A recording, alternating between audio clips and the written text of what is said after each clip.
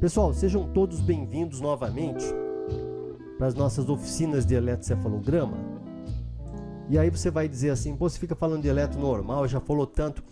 Como eu já disse para vocês, o EEG normal, ele é o eletro que você mais vai ver. A grande maioria dos exames, né, que você vai fazer são de eletros normais. Então, a gente tem que saber muito bem o eletro normal.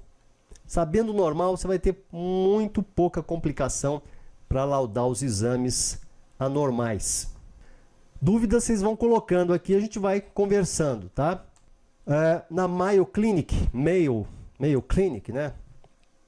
Um EEG é interpretado como normal nos pacientes com 12 anos de idade ou mais, ou criancinhas mais velhas, né? Se elas têm as seguintes características: 8 a 10 Hz de voltagem, de baixa a moderada amplitude nas regiões posteriores, com ritmo dominante alfa durante a vigília, que atenua com a abertura ocular, um ritmo beta bifrontal, que nem sempre você vai ver, em quantidades mínimas, e surtos de atividade lenta rítmica intermitente não contínua. Então isso aqui é definição de eletro normal lá na Mayo Clinic. A gente vai ver hoje criancinhas pequenas, e quando você for prestar uma prova, eles podem perguntar para você como é o arranjo dos eletrodos, nessas crianças pequenas. Então o arranjo, quando a cabeça é pequena, você pode reduzir o número de eletrodos.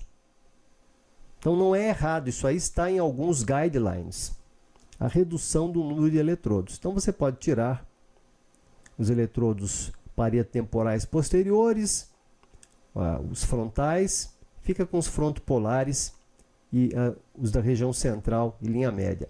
Ou, esse é um arranjo, tem vários arranjos, né? Tem vários. Esse é para vocês comentarem no caso de uma prova, por exemplo. Outro arranjo que se usa bastante também é esse aqui, né? Você usa os frontais, sempre a gente preserva a linha média e os occipitais. A verdade é que nas crianças pequenas, eu costumo colocar todos os eletrodos. Por quê? Qual que é a justificativa de se reduzir o número de eletrodos? Como a cabeça é pequena, você reduzindo o número de eletrodos, você aumenta a distância intereletrodo, você tem uma diferença de potencial maior. Essa é que seria a lógica. Se você pensar, né, tem até uma certa lógica. Imagina comigo, né? A lógica é a seguinte, né? Se você tem um eletrodo aqui e o outro está aqui, você vai analisar a diferença de potencial dos dois, a diferença de potencial vai ser grande. À medida que você vai aproximando os eletrodos, a diferença de potencial vai ser menor. Quando um eletrodo estiver sobre o outro, a diferença de potencial é zero, você não vê nada. Então você aumentando a distância entre os eletrodos, afastando o C3, por exemplo, do O1, você vai poder fazer uma análise de diferença de potencial aqui melhor. Essa é, em tese, o motivo da diminuição da quantidade de eletrodos. Agora, uma técnica bem preparada coloca tranquilamente os 20 eletrodos. A minha técnica lá coloca sempre 20, 22 eletrodos, né, na cabeça da criança, sem problema nenhum. O que a gente não põe, às vezes, são os auxiliares. O eletrooculograma, eletrocardiograma, às vezes a gente não põe.